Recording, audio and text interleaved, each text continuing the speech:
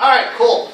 So we are talking about a definition essay. This is a master's level class, and we're looking at the little sheet. Do you have this one? You do not? Let's make sure you get it. Okay. All right. Let me read a description of the definition essay to you first. Actually, Sarah, will you read up at the top a definition essay? A definition essay goes beyond just a dictionary definition of a word. Usually, a word or concept can be defined in just one sentence. A definition essay, however, needs to be several paragraphs. Therefore, the definition must be extended to include examples, details, personal experiences, description, causes, effects, analysis, etc. Ooh, so listen. Juan, you said this is impossible, right? Really what this is it is a definition essay because we're going to define a term, but you're going to employ all of the different strategies you've learned throughout the program to write about this word. So you might use analysis. You might use cause and effect. You might use description or even personal experience to help us understand the word better from your perspective. Does that make sense? Keep reading. Above all, a definition essay must demonstrate a detailed account of your own opinion about the word or concept. For example, if you are writing an essay about love, the thesis and the details must be based upon your personal ideas of what love is. Ooh, see, this is what makes it interesting.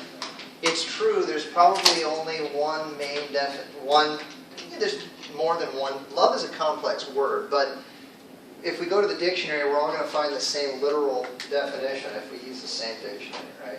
But the point here is, every paper, if I told all of you to write on love, every one of them is going to be incredibly different, okay? Because your perspective of love is going to be different, okay? All right. So, keep reading. Topics for definition essays are always general. In other words, you can write about love or truth or justice, but not my love for my wife, or the truth about violence on TV. Definition essays are also subjective. You need to assert and support your own opinions about the concept. Okay, so a couple important principles. A definition essay is always, in general, about a big topic, okay? And we've looked at the concept of like love or truth or justice. You wouldn't want to pick something like my love for my wife, okay? That's too specific because you're defining the concept in general, okay? Now you might use an example of love from your perspective. Maybe you're talking about relational love, and you want to use your wife as an example of someone that you care deeply about, okay? So that could be an example, but you wouldn't want that to be like the topic of a definition essay.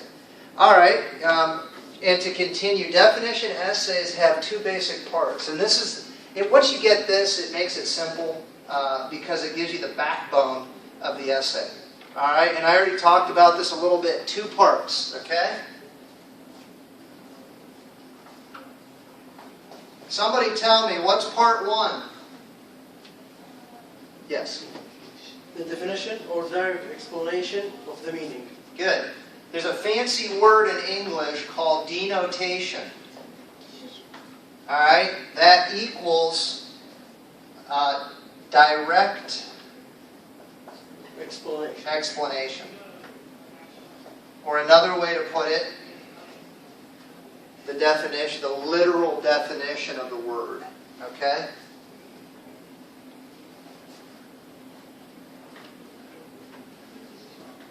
Meaning. So you want to look at the word first of all in its denotation, in its denotative meaning. Okay? What's the second step?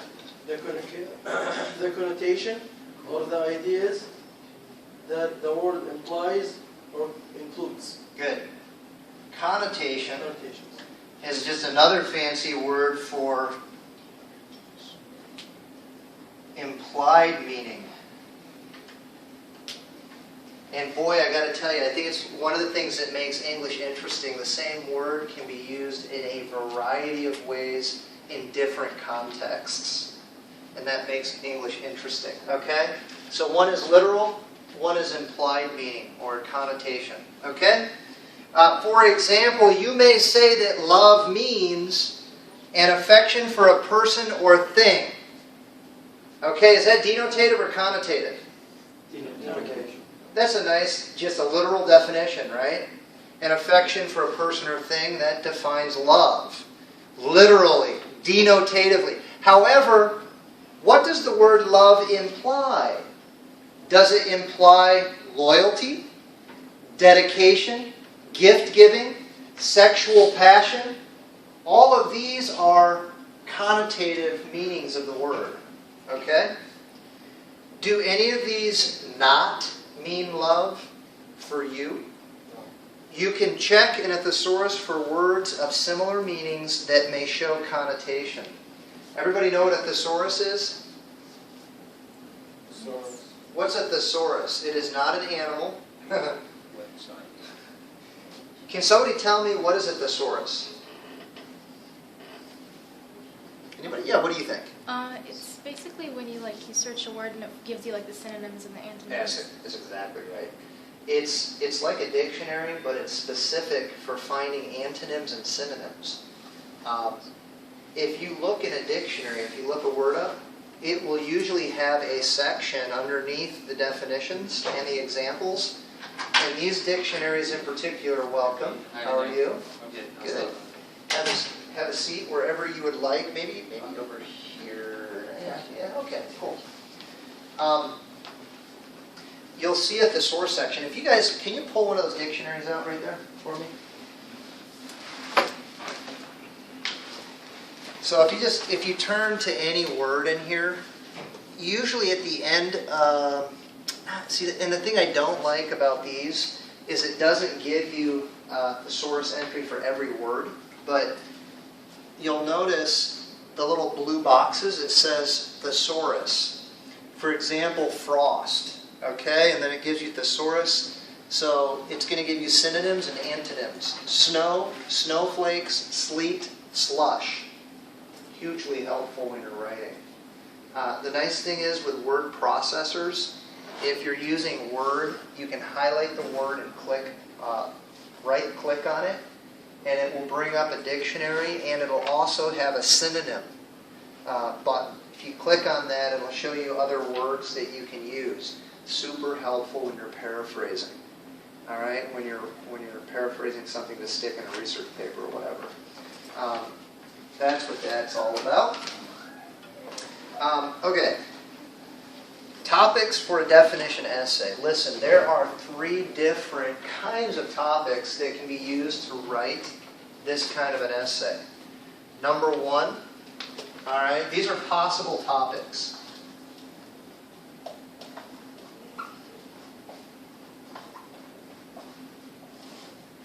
The first one is an abstract topic.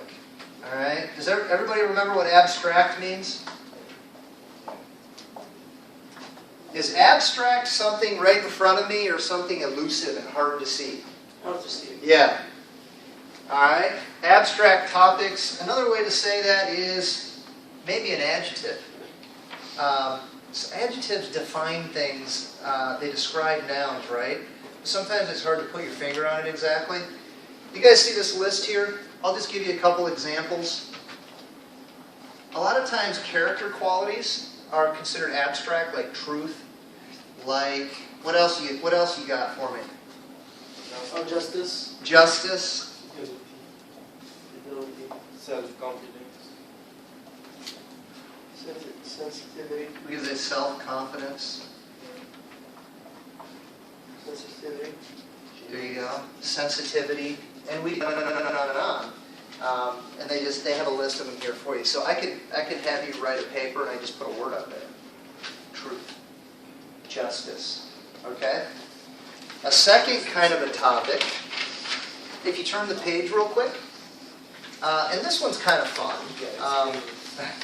It's just good or bad. Okay? I'll just say good or bad. So in this situation, you just take a noun generally, like friend, okay? And you define the friend based on him being either good or bad. So that one's kind of nice. Nothing too complicated there. A marriage. A good marriage or a bad marriage. That one's straightforward. Begin your brainstorming by... Okay, and then listen, there's a third kind. The third kind, just to complete this idea here, is a place. Alright, and that could be any place. It could be as small as a room to as large as a country or a continent, I suppose. So you could describe a country like Armenia, a state, a city, a small town, a neighborhood, a shopping area, a park, a street, a house, a room. These are all places that you could define. Okay? Choose a place, which is, if you were to choose a place, they give you a little advice here. It says, choose a place which is familiar to you and about which you have many ideas and impressions. So, that will, of course, make it easier to write about. Okay? Go back up to good or bad. Okay, I'm looking right under here. They give you kind of a helpful little hint. It says, begin your brainstorming by asking yourself, what are the qualities of a good class? Okay, and you just kind of think about all the qualities of a good class. Or, what is prejudice? So maybe I'm writing about prejudice, right? Is there a good prejudice? Is there a bad prejudice? Maybe you don't even know what prejudice is, and you need to define it. All right? I need a definition in my own head. What is prejudice? Okay? Then think of examples, facts, anecdotes. What are anecdotes, by the way? Yeah, heartwarming little stories, right? Personal experiences, opposites. So listen, if I think I'm going to kind of go in the direction of prejudice, bad prejudice, well then I think if you're going to give a full writing of the concept, then maybe talk about the opposite. If I want to know what good prejudice is, why don't you tell me what... if I want to know what bad prejudice is, why don't you first of all tell me what you think good prejudice is? So you can have a paragraph comparing and contrasting the two. Alright, cool. Now, turn the page. And let's take a quick look at the structure of this kind of essay. Listen, it's the same as every academic essay in English as far as the structure is concerned. You always start off with what? Someone tell me. An introduction. What's in the introduction? The hook. Yeah. So you want your hook, and when you say hook, Islam, what do you mean? Could be a big question. Story. Could be a story or an anecdote. Attract the reader. Exactly. In general, it's anything to attract the reader. Okay? And you have a lot of leeway here. So, whatever you think would attract the reader to read your paper, use it. Okay? And they give you some ideas there. What else should be in the introduction? Yeah, the thesis. Thesis. And I like the little description of the thesis. You need two parts to your thesis. I need what? I need the topic stated clearly. So if I'm writing about love, love needs to show up in my thesis. And then what else? Your definition. Good. Plus your definition. So I need to state the topic and then how I decided to define it. Okay? Body paragraphs. Let's take a look. So let's put body 1 and body 2. Yep. So in body paragraph, first of all, each paragraph needs to begin with what? It's always the same. Sentence. Topic sentence. Okay? So I'm going to start this paragraph with a topic sentence. Listen, a topic sentence is similar to a thesis statement, only it's a subcategory, right? It's still talking about love, and I'm trying to drive the reader in the direction of the definition I give, but it's a sub-idea of love. Okay? And we'll look at examples. But again, I want my sub-idea, and then the controlling whatever it is I'm going to talk about here, up here in the topic sentence. Okay, and then the question is, what do I put down here for support? Idea. You need ideas. Yeah, you do. What does it say on the paper? And you need a paper. So listen, these are options. These are options. Here you go. Thank you. And give you.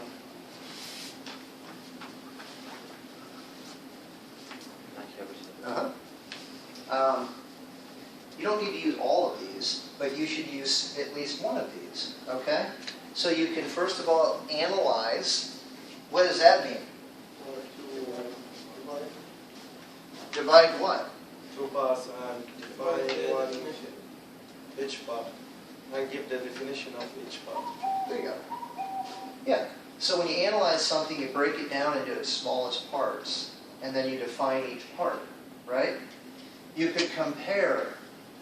So when you compare something, what are you doing? Say the difference. Show examples. When you compare, you're showing, usually you could show similarities or differences, which would be a contrast, right? So, cool. So again, the whole good, bad thing. You could go both routes, okay? What else could I do? Simplify and Yeah. Say that a little louder. simplify and negate. Exemplify. What does exemplify mean? Use example. Yeah. So use examples or kind of along the same lines. Use an example or an illustration to show what you're trying to say. Okay? How about negate? Anybody know what that means? Negate? Discuss.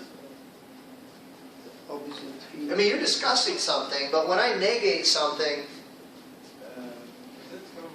read what it says right there. I like the definition. It's kind of an interesting word. Define what the topic is not, so you can clarify what it is. Yeah, so when I say negate, do you see the word negative? No, yeah. So the idea there is telling what it's not first, so then it's clearer what you mean by what it is. Does that make sense? Okay, and then E, Arif, what's E? Illustrate, describe the subject in detail, giving specific information. Good. It's similar to exemplify. Illustrate. And then, how about F, the background? Yeah, read that. Give background. Relate the history of the word or idea. You may choose to do that in one of your paragraphs, okay? And then the last thing you should have in your essay is what? Conclusion. Good. And what's in a good conclusion? Summary. Good. That doesn't mean you need all of them. It just means a good conclusion in some way summarizes your main point of your paper, and then honestly it kind of, again, your final thought, which kind of, again, reiterates the main direction you want to push your reader in. Okay? So, are you feeling any better about this essay? A little bit? A little bit?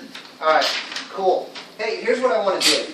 I just gave you guys 2 beautiful essays. Alright?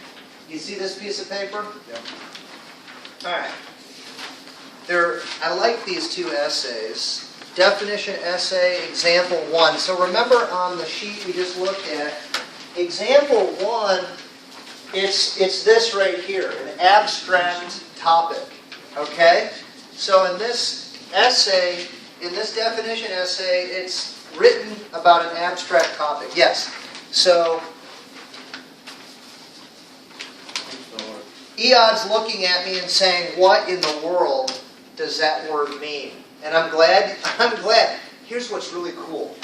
And here's something to think about. And I want to give this to you guys as an option when you go to write a definition essay.